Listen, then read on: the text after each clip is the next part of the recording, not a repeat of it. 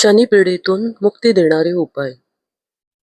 यावर्षी 16 मे 2026 रोजी एक अत्यंत दुर्मिळ आणि शुभ असा महायोग जुळून येत आहे. या दिवशी केवळ वैशाख अमावस्या नसून साक्षात सूर्यपुत्र भगवान शनिदेव यांची शनी जयंती देखील आहे. ही अमावस्या शनिवारी आल्यामुळे तिला शनी अमावस्या असे म्हटले जाईल. अशा प्रकारे शनी जयंती आणि शनी अमावस्या एकाच दिवशी येणे ही घटना आध्यात्मिकदृष्ट्या अतिशय शक्तिशाली मानली जाते. 16 मे 2026 हा दिवस शनिदेवांच्या उपासनेसाठी वर्षातील सर्वात मोठा दिवस ठरणार आहे. जेव्हा वैशाख अमावस्या शनिवारी येते आणि त्याच दिवशी शनी जयंती असते, तेव्हा केलेल्या दानाचे आणि पूजेचे फळ अनेक पटीने वाढते.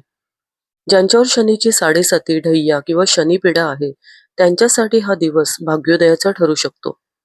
वैशाख अमावस्येचे विशेष महत्त्व आहे. शनी जयंती म्हणजे या तिथीला शनिदेवांचा जन्म झाला असे मानले जाते.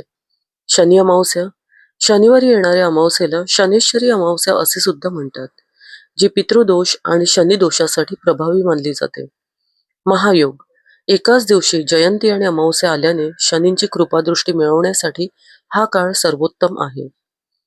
शनिदेवांना प्रसन्न करण्यासाठी काही विशेष विधी, काही रिच्युअल्स आपण पाहूया. पवित्र स्नान, सकाळी सूर्योदयापूर्वी उठून गंगाजल मिश्रित पाण्याने स्नान करावे.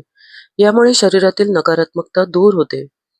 तैलाभिषेक, शनी मंदिरात जाऊन शनिदेवांच्या मूर्तीला मोहरीचे तेल म्हणजे मस्टर्ड ऑइल अर्पण करावे.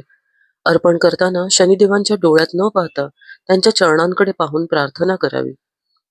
पिंपळाची पूजा, संध्याकाळी पिंपळाच्या झाडाच्या मुळाशी मोहरीच्या तेलाचा दिवा लावावा. झाडाला 7 वेळा प्रदक्षिणा घालताना ओम शन शनेश्वराय नमः या मंत्राचा जप करावा. शनिपीडेतून मुक्तीसाठी प्रभावी उपाय, काही रेमेडीज. ज्यांना साडेसातीचा त्रास होत आहे, त्यांनी या दिवशी दान करण्याला विशेष महत्त्व द्यावे.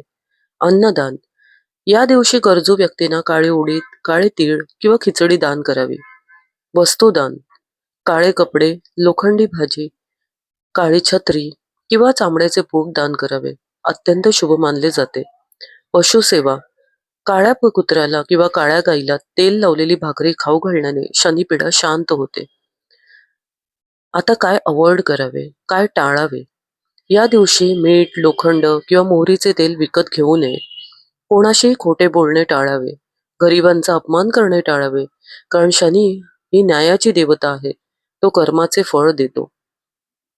अशा प्रकारे काय टाळावे आणि काय करावे हे आज आपण करू शकता आणि त्याद्वारे शनिदेवांचे कृपाशीर्वाद आपण प्राप्त करून घेऊ शकता. शनिदेवांच्या या जयंतीच्या आपल्याला खूप खूप शुभेच्छा. धन्यवाद.